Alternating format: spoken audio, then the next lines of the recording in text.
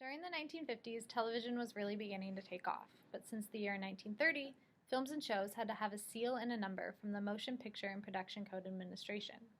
The Hays Production Code forced television shows and companies to comply with the moral procedures, which eliminated all topics on or relating to rebellious behaviors, such as drugs, prostitution, kidnapping, and of course abortion. They were forced basically into ignoring the current events and the political issues that were occurring because they were seen as being too provocative.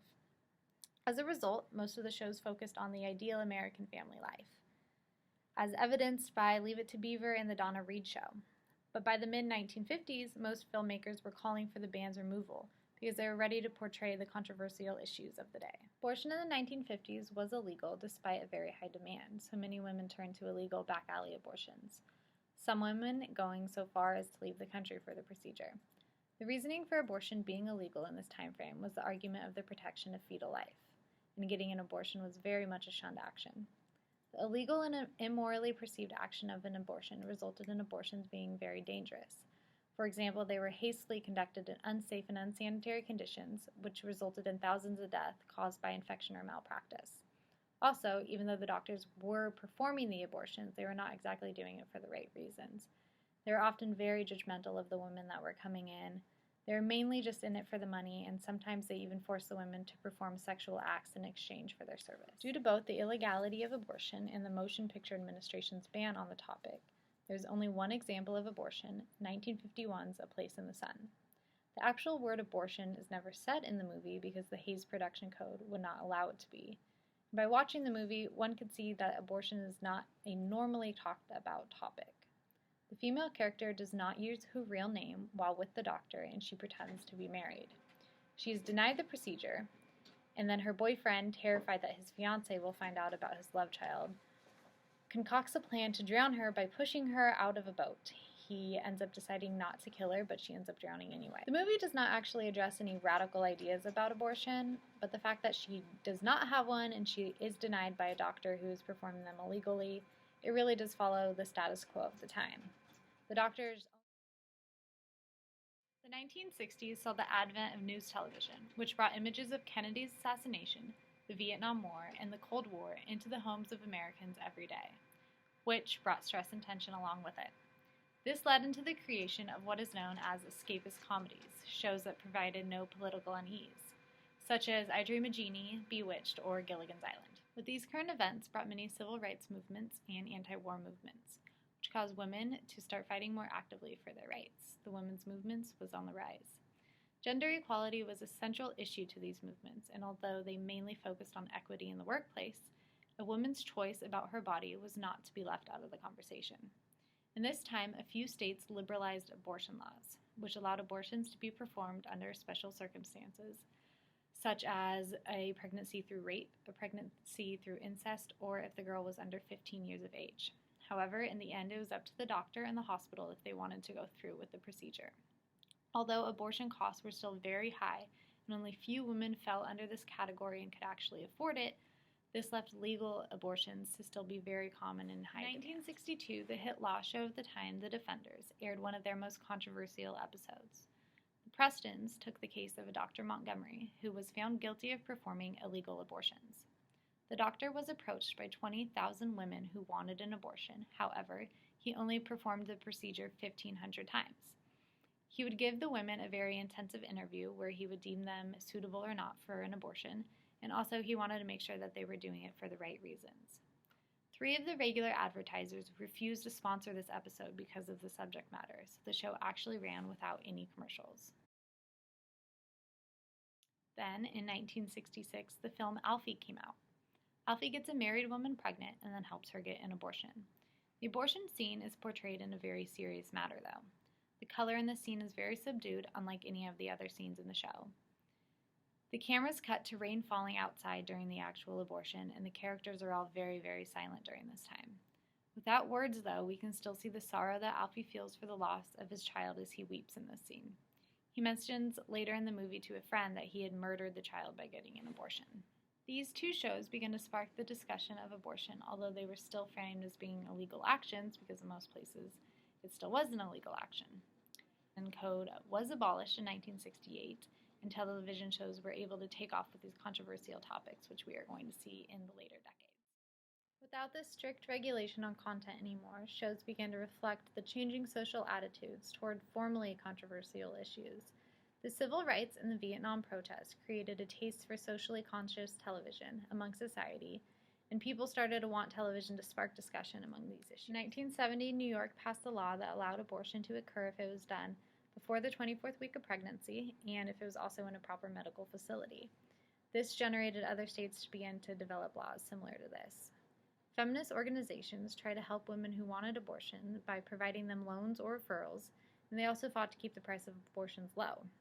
However, because of limited facilities, not all women could afford to travel to proper medical facilities and then also pay for the abortion. So illegal abortions were still very common. The first legal abortion occurred on the TV show Maude, which was set in New York, where it was legal at the time to get an abortion. The main character gets pregnant at the age of 47, and she decides that because of her age that she wants to get an abortion. The issue was not played out lightly, and it took 2 whole episodes to go through the entire process. These episodes follow the character's thought process, showing both the pros and the cons of abortion, and really showing the viewers how one thinks through such a big decision like this and how it's going to affect her life, whether she keeps it or not. It also shows the character's major distress over this decision, so it shows that it wasn't just a simple, easy decision to get the abortion. This episode also ran without commercials because no advertisers wanted to buy the time and support an episode with such a controversial topic of the time. The writer, Susan Harris, assumed that since abortion was now legal in New York, that the issue would not cause such a controversy. However, she was very wrong about that, and many of the other networks decided that they wanted to stay very far away from this topic for now. However, after only a short 2 months after Maude showed that abortion episode, the U.S. Supreme Court sanctioned women's rights to abortion, giving them control over their reproductive rights in the case of Roe v. Wade, which stated that women have the right of privacy, founded in the 14th Amendment's concept of personal liberty, is broad enough to encompass a woman's decision whether or not to terminate her pregnancy. The court held that through the end of the first trimester of pregnancy, only a pregnant woman and her doctor have the legal right to make the decision about an abortion. States can restrict second trimester abortions only in the interest of the woman's safety. Protection of a viable fetus able to survive outside the womb is allowed only during the 3rd trimester. If a pregnant woman's life or health is endangered, she cannot be forced to continue the pregnancy. This sparked major political controversy, and the parties began to really split on their opinions. This decision highly influenced political candidates to state their stance on abortion, and voters began to choose their candidates based on their opinion. After this decision in 1973, the TV show All My Children was the first to air an episode of an abortion since it had been legalized nationwide. However, the reasoning for the character to get an abortion is what makes it very controversial.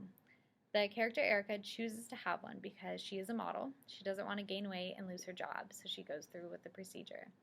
However, after receiving the abortion, Erica develops toxoplasmosis from the procedure, which is a very potentially fatal infection, and many viewers saw this as poetic justice.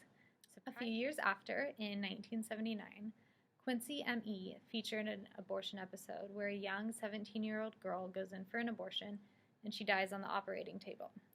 However, the abortion is kind of put into the subplot because the doctor's drinking addiction, which is the reason that the girl died on the table, kind of takes the main stage of the entire story. However, again, we kind of see this type of poetic justice play out for the character who ends up getting the abortion. The 70s brought a very groundbreaking work with abortion into the media, just like the activists were changing abortion in society. It was becoming a very more discussed topic, very important issue, and the television started to bring in the different views and the different plots to create a discussion among society. Television in the 80s took for quite a turn because of the deregulation. Cable services were coming out with more specialized channels and programs like CNN, ESPN, and MTV. We still saw our typical family sitcoms, but they changed quite a bit. We had shows like The Cosby Show and Family Ties, where the nuclear family was something of the past. This brought more of a sense of women's rights and independence. As abortion became a growing topic, people really began to split on their decision. Places where abortions were performed became major targets of violence. There were death threats, invasions, chemical attacks, bomb threats sent to any of these places. Protests nationwide would end in thousands of arrests. the nation was not only beginning to discuss abortion, but they were also beginning to fight over the decision. In 1980, television series exploded with instances of abortion. In Fast Times at Ridgemont High, we see a high school character get an abortion. In Dallas, we have a character get an abortion after she got pregnant from a rape. Buffalo Bill has a very serious episode about a character getting an abortion. Spencer for Hire brings in religion to the mix when the father does not believe in the abortion, but the mother feels that he is not responsible enough to take care of the child, and that it's for the best that she get one. Cagney and Lacey bring in an interesting plot when they join a campaign to preserve abortion rights, when many were occurring worldwide. Religion again played a part in this, as one of the characters did not believe in abortion because of her religious background, where she is then persuaded by the other character to believe in it because she had an illegal abortion in Puerto Rico when she was 19. Degrassi High is another high school abortion, and that show originally aired in Canada, and it showed the character walking into an abortion clinic where she was harassed by protesters. However, when it aired in the United States, the network decided to edit out the protesters in the episode. At this time, there was still a lot of unsettlement in the issue of abortion because it was fairly new, and many of the shows were opting out for the convenient miscarriage for a character. This way, the discussion was brought in, but the network, the writer, and the show were all being protected because they did not actually have to choose a side on this abortion debate. As shows continued to specialize throughout the 90s, viewers were able to watch only the content that they wanted. There was a much larger pool when it came to channels and networks for them to choose from. You could watch a channel based specifically on your political opinion, and the networks were supplying content for a much smaller base, so they were able to more easily express their opinions because the viewers felt it. Protests and violence surrounding abortion, however, had not slowed down. It actually increased. More than 200 clinics had been bombed, and about 5 people who were involved in the clinics, whether they be doctors or receptionists, had been murdered. Abortion politics in the United States, a research done by Michael Hout, found that the support for abortion, though, was still increasing during this time period. The amount of shows that were airing episodes regarding abortion were still increasing, however, they were holding back a little bit. The show Anything But Love, one of the characters has an abortion, however, the network did fight to cut the scene. The producers were able to keep the scene in by making it a very back plot.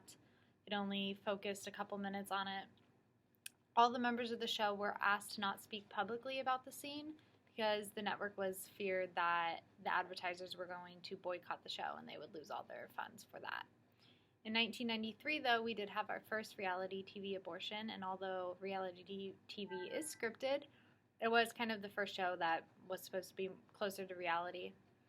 This still brings up discussion among many of the different cast members, and at the end of the show, an advisory title card read, "This is the real world where sometimes we face life's serious and sobering struggles. This episode examines one of the most complex, controversial, and painful of the struggles. Viewer discretion is advised." In an ER episode, a religious teen girl comes in who wants an abortion, but because of her beliefs, she cannot get one. However, the doctor gives her a pill that says that if she takes them, that it would cause an abortion, and that it was a way to ask God if that's truly what he wanted for her. Again, another instance of a TV show bringing in religion when it came to abortion. In Party of Five, we see another case of this convenient miscarriage after the discussion of an abortion. We also see characters in Murphy Brown, Melrose Place, Beverly Hills 90210 consider having abortions, but in the end they end up keeping the baby. We also see television shows like Roseanne and Strangers with Candy who want to be on the debate of abortion, but instead they choose to have characters talk about previous abortions that they had a couple years prior to when the show hadn't even began. In the early 2000s, discussion about abortion was still of importance, although the violent protests and rallies were beginning to die down. Because of the violence that came with abortion discussions, networks wanted to stay away from actually choosing a side on the debate. We saw more and more shows discussing abortion, however, not as many shows actually went through with the procedure. Everwood, 6 Feet Under, Degrassi the Next Generation, and Weeds are the shows who actually play out abortion with their characters, which all involve teen pregnancy. Shows like Felicity, Dawson's Creek, Sex and the City, Desperate Housewives are just a few of the several shows that have the abortion debate, but the characters end up keeping the child. Our current decade has yet to resolve the debate on abortion. However, we are more tolerable on hearing different opinions. Major social changes are being made in this decade, and the media has tried to expand different scenarios to viewers in order to bring about more discussion and create more individual thought. by presenting the issues in different cases. We now use our media in order to promote contemplation. In 2011, Grey's Anatomy airs an abortion episode, one in which they canceled in 2007 because the writer felt that it was too controversial of a topic at the time. Orange is the New Black brings the new perspective that sometimes being a good mother could mean aborting your baby. Shows like The Fosters and Private Practice show the heartbreaking decision over giving birth or protecting the mother's health. Our shows now reflect more as a discussion board as the issue of abortion has become settled in our society. Instead of creating a taboo topic, the public can become informed. Media has to follow certain societal guidelines in order to remain a success, which is why it's taken so long for abortion to be a forefront issue in television. But as abortion evolved in society, it also did in the media.